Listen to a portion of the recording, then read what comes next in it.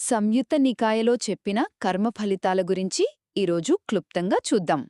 అంటే మనమేదైనా తప్పు చేసినప్పుడు వెంటనే దాని రిజల్ట్ కనిపించకపోతే హమ్మయ్యా తప్పించుకున్నాం అనిపిస్తుంది కదా.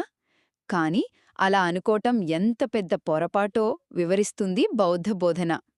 సరే, మొదటి పాయింట్ ఏంటంటే కాలం యొక్క మాయ. మనం చేసిన చెడు పనికి ఫలితం వెంటనే కనిపించదు. అలాంటప్పుడు ఆహా తప్పించుకున్నా అనిపిస్తుంది. కాని తెలుసా, ఈ బోధన ప్రకారం అదంతా ఒక భ్రమే. మనం చేసిన చెడు కర్మ అనేది ఒక విత్తనం లాంటిది. అది మొలకెత్తి ఫలమివ్వడానికి టైం పడుతుంది. ఆ గ్యాప్లో మనం సేఫ్గా ఉన్నామని ఫీలవుతాం అంతే. ఇక రెండవది, దీన్ని మనం అద్దం సూత్రం అనొచ్చు. సింపుల్గా చెప్పాలంటే ఇదొక బూమరాంగ్ ఎఫెక్ట్ లాంటిది.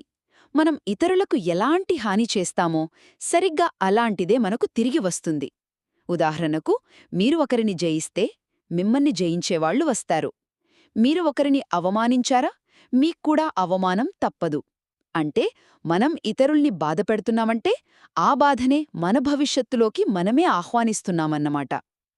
ఇక ఫైనల్ పాయింట్ కర్మచక్రం. దీన్నే వట్ట అని కూడా పిలుస్తారు. అంటే కారణం మరియు ఫలితం యొక్క ఒక సైకిల్ అన్నమాట. ఈ లాజిక్ ప్రకారం ఇంకొకరిని అణచివేసి ఎవ్వరూ శాశ్వతంగా గెలవలేరు. ఎందుకంటే ఈరోజు దోచుకున్నవాడే రేపటి రోజున దోచుకోబడతాడు. సో సింపుల్గా చెప్పాలంటే దురాక్రమణ అనేది మన ఓటమిని మనమే కొని తెచ్చుకోవటం లాంటిది.